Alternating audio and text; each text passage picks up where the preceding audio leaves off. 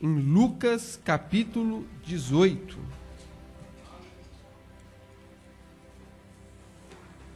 Lucas capítulo 18.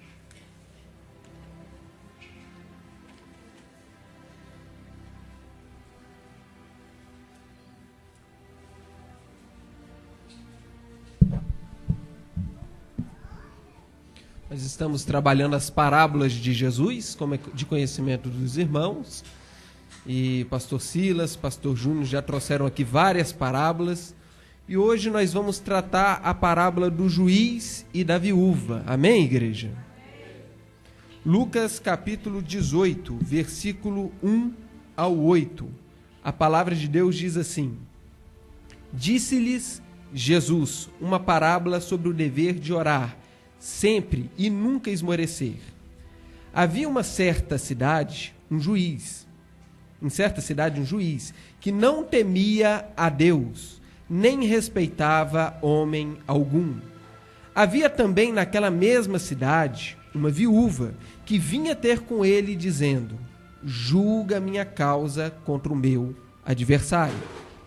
Ele, por algum tempo, não a quis atender, mas depois disse consigo: bem que eu não temo a Deus, nem respeito a homem algum. Todavia, como esta viúva me importuna, julgarei a sua causa, para não suceder que, por fim, venha a molestar-me. Então disse o Senhor: considerai no que diz este juiz iníquo. Não fará Deus justiça aos seus escolhidos, que a ele clamam dia e noite, embora pareça demorado em defendê-los? Digo-vos que depressa lhes fará justiça. Contudo, quando vier o Filho do Homem, achará porventura fé na terra? Amém, irmãos? Vamos fechar os nossos olhos. Gostaria de fazer mais uma oração. Feche seus olhos comigo. Senhor, meu Deus, meu Pai, nesta noite nós pedimos, meu Deus, que o Senhor venha estar usando a minha vida, meu Pai, conforme a Tua graça e a Tua misericórdia. Meu Deus, que não seja a minha eloquência, meu Pai, o meu raciocínio, mas que seja o poder da Tua palavra. Nós cremos no poder da palavra. Nós cremos, meu Pai, que a palavra ela é poderosa, meu Pai, para mudar mentes, para mudar os corações. E nós te pedimos nesta noite metanoia, mudança de mente, mudança de vida. Meu Deus, que isso aqui não seja em vão, mas que esta reunião, meu Pai, seja para a glória do Senhor nas nossas vidas. Meu Deus, em nome de Jesus, meu Pai, atua no nosso meio, meu Pai. Nós te clamamos, nós te pedimos em o nome do Senhor Jesus. Amém. Amém, irmãos? Meus irmãos, o texto ele é muito claro, né? O texto ele não tem muito mistério. Jesus, nessa parábola, ele vai falar que havia um juiz numa determinada cidade. E um juiz faz o quê? Ele julga as causas, né? Então você tem um problema ali, um problema que só pode ser resolvido na justiça, um problema judicial, e você leva ao juiz. E essa mulher, ela tinha um problema. E o texto continua falando a respeito deste juiz, e esse juiz, ele não temia a Deus. E eu faço por conjectura que ele não temia a Deus porque ele não cria em Deus. Eu penso assim, este homem ele só não podia temer a Deus porque ele não cria. E se cria, cria de uma forma muito simplória em Deus. Então esse juiz, além dele não temer a Deus, ele não crer em Deus, ele não vai ter respeito pelas pessoas, o texto vai dizer. Então, em primeiro momento, se essa mulher ela precisasse do socorro desse juiz, ela não poderia dizer pelo amor de Deus. Ela não poderia clamar pelo amor de Deus, me ajuda, porque este homem não temia Deus, ele não cria em Deus. E o texto continua dizendo, e o texto diz que ele não respeitava as pessoas. O reverendo Bailey, que nós temos trabalhado, vai dizer que ele não respeitava as regras morais da sociedade. Ele não tinha um senso de moralidade, de ética. Então há um ditado norte-americano, né, que também é conhecido aqui a nós, que um homem deitado, um homem caído, um homem prostrado, você não deve jamais chutar. Esse juiz não. Esse juiz não tinha limites. Esse juiz, se visse alguém caído, prostrado, um inimigo seu provavelmente, ele teria coragem sim de pisar. Ele teria coragem sim de passar por cima, porque ele não tinha senso. E apesar de ser uma viúva, a pessoa que era mais desprotegida da sociedade, este homem não tinha senso. Ele não estava nem aí. Ele só se preocupava com o seu umbigo. Ele não tinha senso de responsabilidade. Ele não tinha senso de moralidade nem de ética. Mas o texto continua. E ainda fala uma terceira informação desse juiz. Além de tudo isso, além de não respeitar a Deus, não temer a Deus, não crer em Deus, além de não respeitar as regras morais, este homem se gabava disso, meus irmãos. Então o homem era perdido, um homem ruim, um homem mau, e ainda por cima se gabava, achava bonito, e falava: eu não temo a Deus, eu não respeito os homens, eu sou bom, eu sou o tal, eu sou o cara. Então nós temos uma noção breve de quem que era aquele que era responsável para defender a causa da viúva. Um homem totalmente fora do contexto bíblico. E Jesus continua.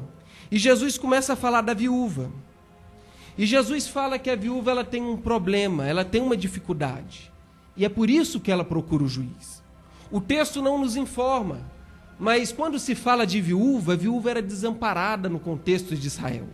A viúva não tinha quem recorrer. Então, provavelmente essa mulher que possuía dívidas, provavelmente essa mulher devia estar com algum problema financeiro. Às vezes a família da parte do marido estava pisando nela. Às vezes essa mulher estava com uma dificuldade com os credores talvez poderiam estar querendo levar os filhos daquela mulher. Talvez aquela mulher estaria perdendo a casa. Nós não sabemos, o texto não diz, mas esta mulher tem um problema que importuna, que tira a paz, que tira o sossego. Esta mulher está agoniada e ela vai ao encontro do juiz. E pastor Silas, o texto continua dizendo que ela vai. O normal na cultura do Oriente, irmão, seria um pai. Ela deveria ter um pai, mas o texto aqui não vai mostrar o pai dela. O texto não vai falar de um filho mais velho. O texto não vai falar de um sobrinho, de um tio, de um sogro, de um avô. Essa mulher estava sozinha, meus irmãos. Essa mulher não tinha ninguém. E quem deveria ajudar aquela mulher era uma ilusão, era uma ajuda ilusória, era utopia. Aquela mulher estava sozinha e ela estava precisando de socorro. E o texto ele continua, e você vai ver no versículo 7. Você vai ver no versículo 7 que Deus, às vezes ele parece demorado, às vezes Deus parece tardio. E tem muita gente que fala do Voz da Verdade, né? Que tem um hino do Voz da Verdade, que fala que Deus tarda, mas o que, irmãos?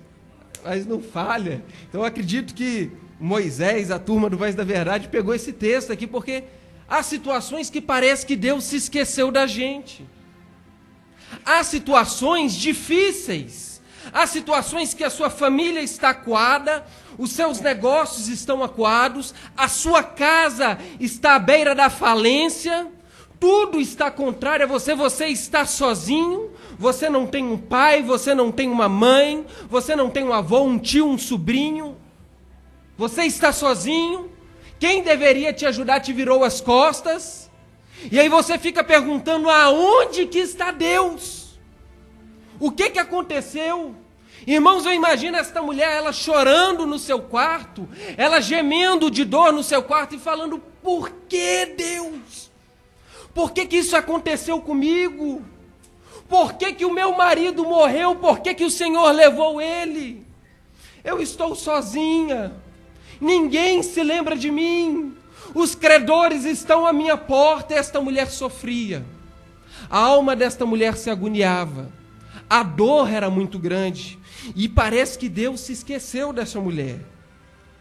E eu fico imaginando na oração dela, ela fazendo as palavras do salmista. Salmos capítulo 77, versículo 8 diz assim: cessou perpetuamente a sua graça? Caducou envelheceu a sua promessa para todas as gerações? Esqueceu-se Deus de ser benigno, bondoso? Meus irmãos, por mais justo que nós formos, por mais crente que você seja, por mais fiel que você seja, todos nós passaremos por momentos de dificuldade. Todos nós passaremos por momentos que nós pensaremos que Deus se esqueceu de nós. Momentos que nós estaremos acuados como esta viúva, nós estaremos fracos, fragilizados pela série de situações. Assim como o salmista, Deus, o Senhor envelheceu a tua promessa, o Senhor mudou de time, o Senhor era bom, agora o Senhor está ruim.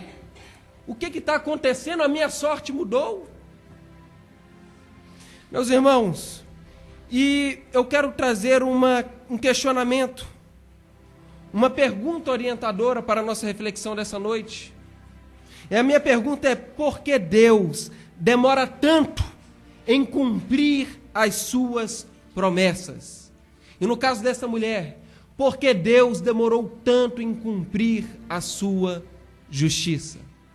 Pergunta para o seu irmão: meu irmão, por que Deus demora tanto? Mas pergunta de verdade. Às vezes você está tranquilo, às vezes você foi para Búzios, né? Às vezes você foi lá para Arraial do Cabo, igual o nosso irmão ali e tal. Mas às vezes você lembra daquele momento de dificuldade. E pergunta para o seu irmão por que às vezes parece que Deus esqueceu da gente. Por que parece que às vezes Deus demora tanto em cumprir a sua justiça, as suas promessas?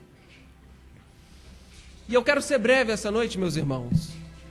E eu trouxe algumas respostas no texto, e eu quero compartilhar primeiro com os irmãos. A primeira resposta é porque Ele é paciente. Ele é longânimo para com os seus filhos. Meus irmãos, e quando nós falamos de paciência, quando nós falamos de longanimidade, nós falamos também de mudança. Mudança para com os escolhidos de Deus. O reverendo Bailey, ele vai dizer que a misericórdia de Deus estava sobre todos, sobre a mulher, sobre o juiz. Porque o texto ele vai demonstrar que a mulher, ela tinha ali um respaldo da justiça. A causa dela, tudo dá a entender que a causa dela era uma causa legítima. Mas não quer dizer que essa mulher era justa aos olhos de Deus. Não há um justo sequer. Todos nós dependemos da graça, da misericórdia, da longanimidade de Deus. E nós não podemos perder isso de vista. E há situações que nós estamos com aparente razão, mas Deus está trabalhando. Deus está mudando o cenário. Meus irmãos, todos nós somos frágeis, e o texto vai apontar para isso. No final do texto, Jesus vai perguntar, ele vem para mudar a situação, mesmo que tardio, e a pergunta no final do texto é: achará porventura fé na terra? Meu irmão, eu não sou mais justo do que você, você não é mais justo do que eu, o juiz não é mais justo do que a mulher não é mais justa do que o juiz, todos nós somos dependentes da graça e da misericórdia de Deus. Segundo Pedro, capítulo 3, versículo 9 diz: o Senhor não retarda a sua promessa, ainda que alguns a tenham por tardia, Ele é longânimo, paciente para conosco, não querendo que alguns se percam, senão que todos venham a se arrepender-se. Deus está dando tempo, Deus está esperando, Deus quer converter o coração do juiz, Deus quer converter o coração do teu inimigo, Deus quer converter o teu coração. Deus é paciente. E às vezes nós queremos que Deus haja, muda o cenário, muda a situação, mas Deus está trabalhando, meus irmãos. Deus está trabalhando com todos. Meus irmãos, o jogo de xadrez é um jogo complexo, porque quando você mexe uma peça, você atinge todo o tabuleiro. Quando você mexe uma peça, você tem uma quantidade infinita de jogadas. E um bom jogador de xadrez é aquele jogador que vai prever as jogadas do oponente. Ele vai calcular o maior número de jogadas. Os campeões mundiais dizem que calculam até 50 jogadas. E Deus é um grande enxadrista. Quando Deus trabalha em algo, Deus atinge todo o tabuleiro. Deus atinge pai, Deus atinge filho, Deus atinge pastor, Deus atinge vizinho, Deus atinge a tua família por inteiro. Então, em nome de Jesus, saiba que Deus está sendo paciente. Não murmure contra Deus. Deus está trabalhando em você, Deus está trabalhando na tua casa, Deus está mudando a história. E às vezes nós queremos que os nossos inimigos paguem, e às vezes nós queremos que as pessoas que nos feriram paguem, pessoas que nos machucaram, e a gente fica perguntando: Deus, quando é que o Senhor vai entrar nessa situação? Deus, quando é que o Senhor vai mudar o cenário? Meus irmãos, nós não podemos esquecer que um dia o Jacó, o trapaceiro, o Israel, um dia foi Jacó, um dia foi trapaceiro. Um dia o grande apóstolo Paulo, o grande Paulo das Escrituras, São Paulo, um dia ele foi Saulo, que perseguiu, que matou, que torturou. Então não desista daquele que te persegue, não desista daquele que um dia te feriu, daquele que te fere. Eles são alvo da missão. Ore por aquele que te persegue, ore por aquele que te pisa. Meus irmãos, se tinha alguém, se você chegasse em Jerusalém, no primeiro século, e você perguntasse para as pessoas, para os crentes, para os irmãos, para os pastores: rapaz, venha cá, por favor, me diga aqui quem é o cara mais perdido dessa Jerusalém. Quem é um camarada que você acha que nunca vai se converter? Camarada ruim, perverso, filho do Satanás. Todos iam te dizer, em uma só voz: Saulo. Esse aí não tem salva nem Deus no céu, nem se Jesus voltar, Saulo se converte. Irmãos, Saulo, ele era como se fosse um terrorista. O Ed Renekiewicz vai dizer que ele era como se fosse o Bin Laden da Al-Qaeda. Irmãos, imagina o Bin Laden aparecer e falar: eu não morri. Conjectura que o pastor Ed René faz: eu não morri, eu estou vivo. Eu estou vivo e de barba feita, igual um bom assembleiano, gravata, terno, bonito. E ele chegasse aqui e ele falasse: agora eu não prego mais Alá, agora eu prego Jesus, eu me converti. Irmão, o mundo ia ficar pasmado. E é isso que o texto aponta, que a longanimidade de Deus é para mudar a vida dos perdidos. Deus vai dando tempo, Deus vai esticando a corda, Deus quer salvar aquele que te fere. Aleluias!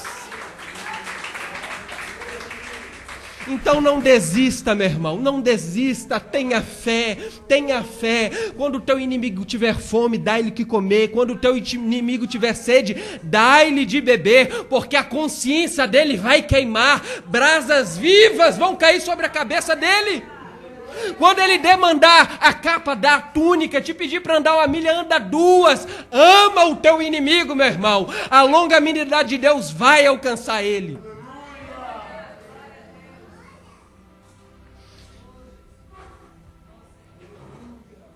Há bênçãos, meus irmãos, que tem que vir no tempo certo. Há bênçãos que não podem chegar agora, porque Deus está mexendo no cenário. E Ele é misericordioso, pastor Silas. Ele é misericordioso, pastor Júnior. Porque se Deus te abençoa agora, se Deus traz a bênção agora, às vezes você se engasga. E Paulo vai falar de irmãos que tinham que se alimentar como crianças, no leitinho. E para uma criança, você não pode dar um mocotó. Para uma criança, você não pode dar uma feijoada. Né? Para uma criança, você tem que dar um leitinho, tem que dar um mucilon. E há bênçãos e há situações que Deus não pode mudar em nossas vidas, porque nos fará mal. E Deus é misericordioso, Ele espera. Meus irmãos, a loteria nos Estados Unidos é muito interessante, não é como aqui no Brasil. A loteria nos Estados Unidos, eles te dão, é lei, isso é lei nos Estados Unidos, em alguns estados dos Estados Unidos. Eles vão fazendo de forma gradual o pagamento do prêmio. Para quê? Para que a pessoa não venha entrar em ruína. Pessoas que ganharam na loteria muitas vezes entram numa situação de miséria pior. Pessoas que ganharam na loteria perdem a noção, o juízo. É muito dinheiro, a pessoa não conquistou, a pessoa não trabalhou por aquilo. E aquele dinheiro que deveria ser bênção fora do tempo determinado, se torna maldição. Então não reclama quando você vê a situação adversa, quando o juiz não julgar a sua causa, porque às vezes essa possível bênção vai se tornar maldição. Deus está trabalhando com você. Segunda resposta que eu queria trazer para os irmãos: por que Deus demora tanto? Por que Deus demora a cumprir as suas promessas e a sua justiça? A segunda resposta é: porque Ele quer o nosso melhor. Diga para o seu irmão: meu irmão, porque Ele quer o seu melhor. Mas diga com autoridade, diga igual pregador pentecostal, igual o pastor Júnior, né? É o seu melhor, meu irmão. A mulher, meus irmãos, ela clamou insistentemente.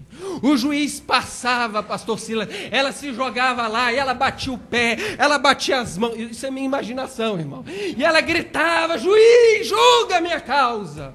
E ela gritava, ela esperneava, ela puxava o cabelo. Irmãos, e por que o juiz não pegava nela? Por que o juiz, ele não botava ela um homem já estaria preso. Mas a mulher não. A mulher era uma viúva, meus irmãos, não tinha nem marido, então deixava ela de lado, deixava ela para lá, ia deixando, e ela, quanto mais deixava ela de lado, mais ela gritava, mais ela esperneava, ela dava o melhor de si.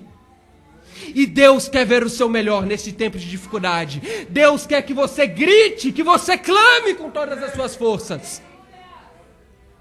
Meus irmãos, neste processo, nós somos transformados. A nossa mente muda em relação àquilo que nos será dado. Meus irmãos, se viesse de forma fácil, não teria graça. Sabe por que tem graça, irmãos? Porque é difícil. Se fosse fácil, não tinha graça. Sabe por que eu casei com a Adriana, pastor Silas? Não é porque ela é bonita, graças a Deus. Não é porque ela é inteligente, não é porque, né? Vários motivos, mas sabe porque um dos motivos que me conta, porque é difícil, pastor Silas. Difícil. Não deu bola para mim, virou a cara. Eu ia pedir ali em namoro, eu senti que eu ia tomar, né, um fora, e realmente eu ia tomar um fora, mas teve uma confirmação na palavra, e eu fico com aquela luta, e eu liguei, aquela peleja mais de um mês, pastor Ciro. E aí quando eu recebi um sim, ainda vem um pastor e a mãe mandando orar, e foi difícil, irmãos. Foi difícil. E como é difícil, tem graça, e você ama, é a sua esposa, é a sua namorada, demorou, foi difícil, então você valoriza.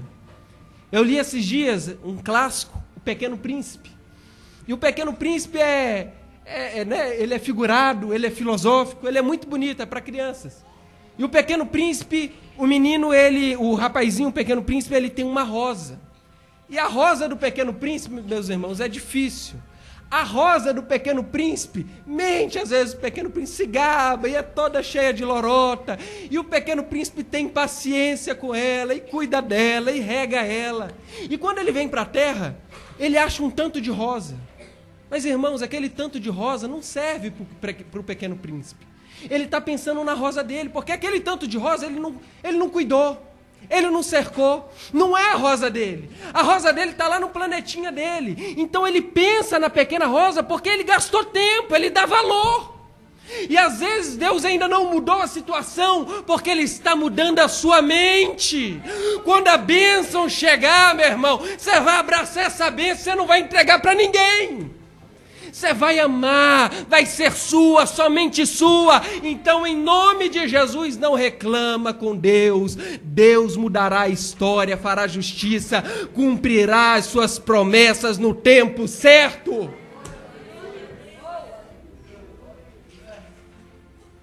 A palavra de Deus diz, meus irmãos, apóstolo Paulo, ele tinha um espinho na carne, em 2 Coríntios 12:9, ele diz, porque o meu poder, a resposta de Deus para Paulo, se aperfeiçoa na fraqueza.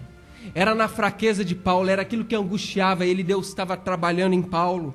1 Pedro 5,6 diz, humilhai-vos, pois, debaixo da potente mão de Deus, para que em tempo oportuno ele vos exalte. Então, meu irmão, se a situação está te afligindo, se o credor está na tua porta batendo, querendo levar os teus filhos para serem escravos, se o credor está querendo tirar os seus bens, os seus pertences, se a família não te apoia, se você está sozinho, saiba que a potente mão de Deus está sobre você.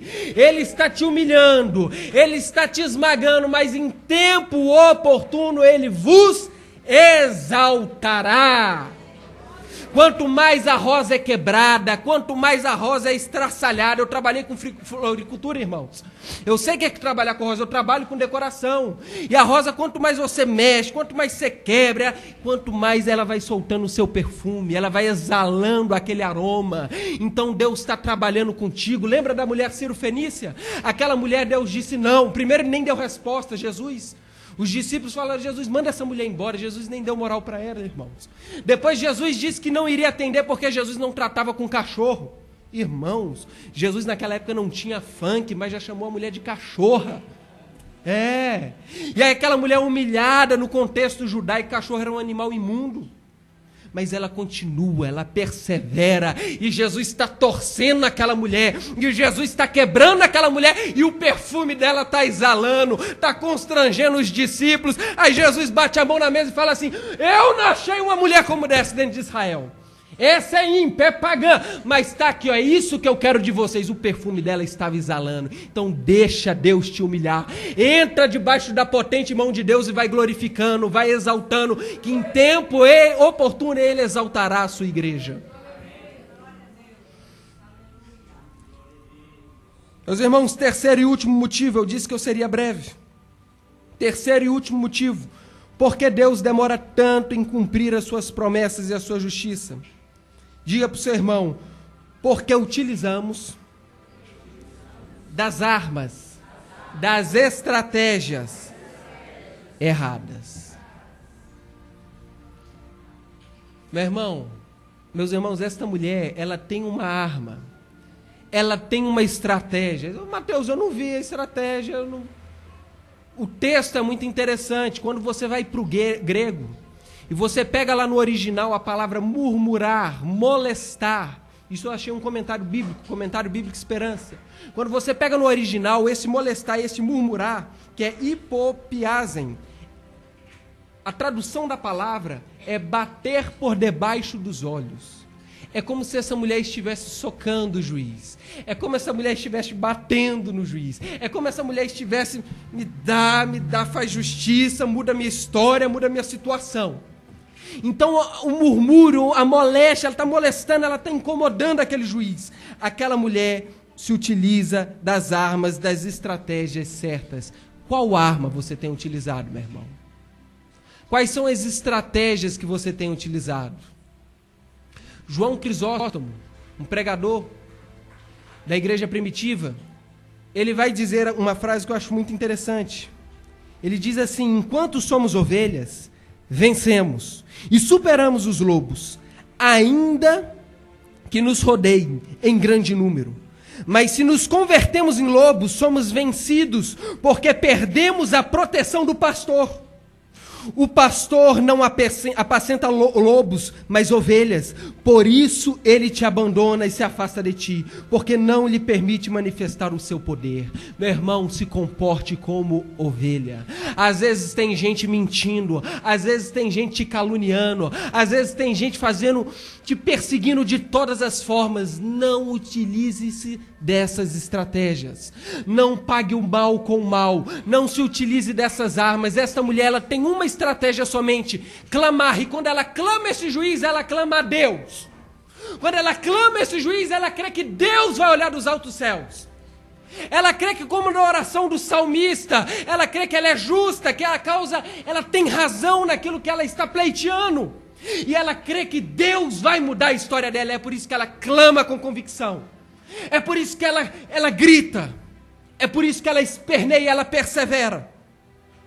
Meus irmãos, a palavra de Deus diz em Filipenses 4:6, não andem ansiosos por coisa alguma, mas em tudo, pela oração e súplicas e com ação de graças, apresentem os seus pedidos a Deus.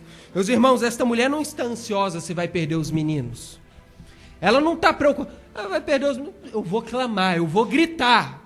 O credor está lá batendo, querendo levar os meninos. O credor está batendo, querendo levar a casa.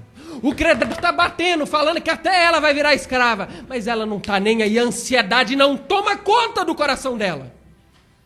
E Deus está falando, meu filho, minha filha, não ande ansiosos por coisa alguma. Clame, grite, apresente diante de Deus com súplicas. E quando nós falamos de súplicas, nós nos tratamos como pedintes. Não um pedinte, como eu dou o exemplo lá do ouro preto, do barro preto. O camarada chega, ele quer R$50, pastor Silas. R$1, R$2 não serve. A moeda, ele joga fora e te xinga. Ele só quer R$50. Não, súplicas é humilhação, meu irmão. Você se deita no chão, você fala, meu Deus, muda a minha situação. Você não vai com prepotência. Você não vai com soberba diante de Deus. Você não tem direito. Você, pelo poder da palavra, eu tenho autoridade. Não, meu irmão, você vai suplicando como um mendigo diante de Deus, falando, Deus, eu não aceito essa situação. Muda a minha história. E com ação de graças. Gratos por aquilo que Deus tem feito, gratos porque Deus vai mudar, porque Ele já fez no passado, Ele tem feito no presente, e por pior que esteja a situação, essa viúva está viva, ela está de pé, ela não está acamada, ela conseguiu levantar da cama, ela está lá gritando, ela não perdeu a voz, ela tem audição, ela tem visão, e com o que ela tem, ela está grata, é com ações de graça. Deus, está ruim, está difícil, estou sozinho, mas eu confio em Ti, muda a minha história, muda a minha situação, muda essa situação em nome de Jesus. Meus irmãos, tem um filme que eu gosto muito, eu citei ele aqui na última mensagem, e o filme é o Prenda-me se for capaz, Tom Hanks, Leonardo DiCaprio. E o pai do Leonardo DiCaprio vai citar uma frase no filme, e ele falando para o filho nunca desistir, dando aquela lição para o filho, que se torna um tremendo de um bandidão. E quando ele está ensinando ali para o seu filho, ele dá o exemplo de 2 ratos. 2 ratos que caíram em 2 latas de nata. E um rato, quando caiu, ele olha para aquela situação, aquela lata, ele dá uma nadadinha, eu vou morrer, não tem jeito. E o primeiro rato, ele desiste naquela lata de nata, e ele se afoga, e ele morre. Ele se acomodou com a situação. O segundo rato não. O segundo rato cai na latinha de nata, e ele tenta daqui, tenta de lá, e ele vai daqui, o ratinho está daqui, está de lá. Daqui um pouco essa nata se transforma em manteiga, e o ratinho sai da lata. Então, irmãos, você não pode desistir, você tem que perseverar. Romanos capítulo 12, versículo 12 diz assim: alegrai-vos na esperança, sede pacientes na tribulação, perseverai na oração, no clamor. Meus irmãos, esta mulher, ela não estava triste, ela se alegrava na esperança que aquele juiz podia mudar a situação dela. Tem muita gente que anda cabisbaixo, mas, meu irmão, em nome de Jesus, pensa que Deus vai mudar. Quando você pensa que Deus vai entrar na sua história, isso te traz alegria, te traz esperança no coração. Paulo está falando isso em Romanos, alegrai-vos na esperança, Deus pode mudar essa história. Em nome de Jesus, meu irmão, não fica cabisbaixo não, Deus pode mudar. Para Deus basta uma palavra, de um dia para o outro, se Deus quiser mudar o que você está passando, Ele muda. Então se alegra na esperança, tenha esperança. O texto continua e fala, o texto de Romanos 2 diz, e sede pacientes. Sede pacientes. A impaciência nos rouba da presença de Deus. A impaciência anda com a ansiedade. A impaciência rouba as bênçãos que Deus tem para nós. E essa mulher estava lá, ela estava firme, ela estava clamando, e ela estava perseverando como o segundo ratinho. Ela estava lá na lata de nata e estava insistindo, clamando, pedindo a Deus, crendo que... Meus irmãos, eu acredito que se aquela mulher ficasse lá, ficasse 1 ano, 2 anos, ela ia morrer lá. O lema daquela mulher na minha cabeça é, eu vou morrer na trincheira. Tá vindo foguete, tá vindo bala de canhão, tanque, é HK, é metralhadora, é fuzil AR-15, é pistola. Eu vou ficar na trincheira, eu não saio daqui enquanto Deus não mudar a minha história.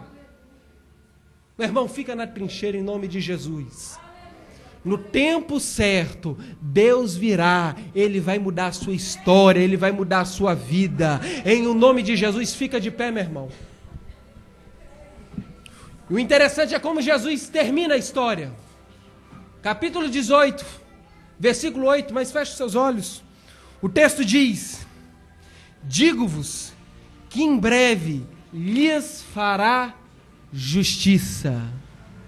É só mais um pouquinho de tempo, Deus vai trazer a justiça dele. E a justiça de Deus, homem nenhum pode fazer. Se aquele juiz iníquo, ele resolveu mudar a história daquela mulher, quanto mais Deus, que é justo, que é o seu Pai, que te ama. Não perca as esperanças. Fica mais um pouquinho na brecha, meu irmão. Fica mais um pouquinho na trincheira, Deus vai mudar a tua história. Deus vai mudar a tua história, mas fecha seus olhos e vai falando: meu Deus, minha história está assim, eu estou sofrendo. E a pergunta de Deus é: quando Ele chegar com a tua bênção, quando Ele chegar com a justiça da parte dEle, será que Ele ainda vai encontrar fé no teu coração? Senhor, meu Deus e meu Pai, meu Deus, nesta noite nós nos colocamos, meu Pai, como suplicantes, como pedintes. Nós rogamos, nós clamamos ao Senhor, meu Pai, que o Senhor mude a nossa história. Meu Deus, o Senhor sabe a situação de cada um aqui, meu Pai. O Senhor sabe, meu Pai, o que cada um está enfrentando, os inimigos que cada um aqui estão enfrentando. O Senhor conhece os credores de cada um. O Senhor conhece o perigo iminente à porta de cada um. Meu Deus, o Senhor sabe que muitos aqui estão sozinhos. Meu Deus, mas nós cremos, nós nos alegramos na esperança. Nós sabemos que o Senhor tem poder para mudar a nossa história. Nós sabemos, meu Pai, que basta uma palavra tua, Pai. Meu Deus, e por mais que pareça demorado, o Senhor tem trabalhado conosco. O Senhor tem, meu Pai, convertido os nossos inimigos, aqueles que nos perseguem. O Senhor tem mudado a história de cada um que está envolvido nessa situação. E nós cremos que, enfim, o Senhor se levantará sobre a terra. Nós cremos que o Senhor mudará a história da sua igreja. Meu Deus, em nome de Jesus, guarda o coração de cada irmão, a mente de cada irmão, leva para longe a ansiedade e traz a paz de Deus. Nós te pedimos e nós te agradecemos, e as palmas louvam o Senhor Jesus. Aleluia!